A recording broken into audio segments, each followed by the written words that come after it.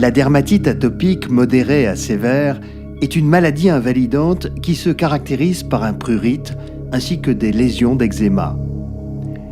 Chez les patients souffrant de dermatite atopique, la peau lésée et la peau non lésée présentent une inflammation chronique sous-jacente. Pour comprendre la physiopathologie de la dermatite atopique, il nous faut l'examiner en détail. La dermatite atopique présente deux caractéristiques physiopathologiques principales: une inflammation aiguë de la peau et un dysfonctionnement de la barrière cutanée. Lorsque des antigènes pénètrent dans la peau, ils sont reconnus par les cellules immunitaires, entraînant ainsi une réponse inflammatoire. Voyons plus en détail comment l'activation du système immunitaire provoque une inflammation systémique chronique. Lorsque le développement des lésions atteint un stade avancé, l'augmentation de la production de lymphocytes T ainsi qu'une libération continue de cytokines de type 2 telles que l'IL-4, l'IL-13 et l'IL-31 favorisent l'inflammation. À mesure que le cycle de démangeaison et de prurite se poursuit et que les lésions progressent, une signalisation continue de type 2 se produit. L'IL-4 et l'IL-13 jouent un rôle capital dans la régulation de la réponse immunitaire et la fonction de la barrière cutanée. Dans la dermatite atopique, la surproduction d'IL-4 et d'IL-13 amplifie la voie de signalisation des chimiokines et des cytokines de type 2.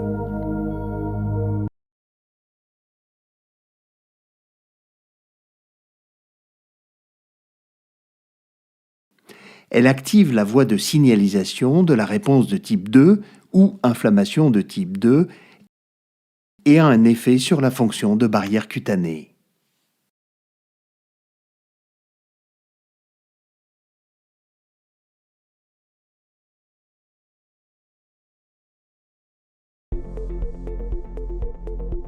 L'inflammation de type 2 en dermatologie. Comprendre la physiopathologie pour une meilleure prise en charge. Au cours des prochaines minutes, nous allons voir en quoi avoir une bonne compréhension de la physiopathologie de l'inflammation de type 2 en dermatologie peut vous aider dans votre pratique au quotidien. Premier point.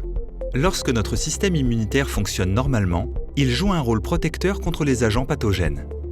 On distingue trois principaux types de réponses immunitaires à médiation cellulaire. Par exemple, les réponses immunitaires de type 1 et 3 assurent la défense de l'organisme contre les bactéries, les infections virales et les infections fongiques. Et lorsque ces réponses immunitaires dysfonctionnent, elles entraînent des maladies comme par exemple le psoriasis, le rhumatisme psoriasique, la spondylarthrite. La réponse immunitaire de type 2, quant à elle, aide à se défendre contre les parasites, les allergènes et les venins. Notre compréhension de la réponse immunitaire de type 2 a évolué ces dernières années.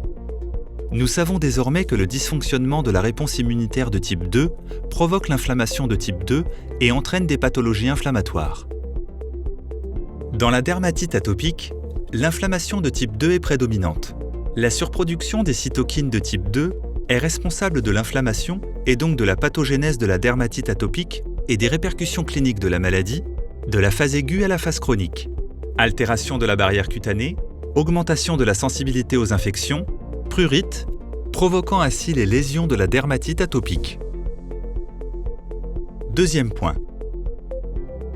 Concentrons-nous maintenant sur les bénéfices d'une bonne compréhension de l'immunophysiopathologie des pathologies inflammatoires chroniques de la peau.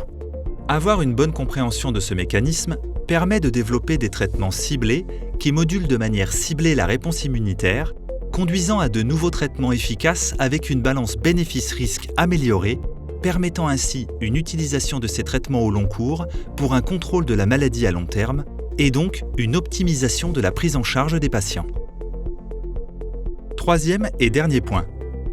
Si nous comprenons le mécanisme physiopathologique d'une maladie, nous pouvons désormais développer et utiliser des approches ciblées qui répondent sélectivement au dysfonctionnement des réponses immunitaires, ce qui optimise votre prise en charge et améliore les résultats à long terme pour vos patients.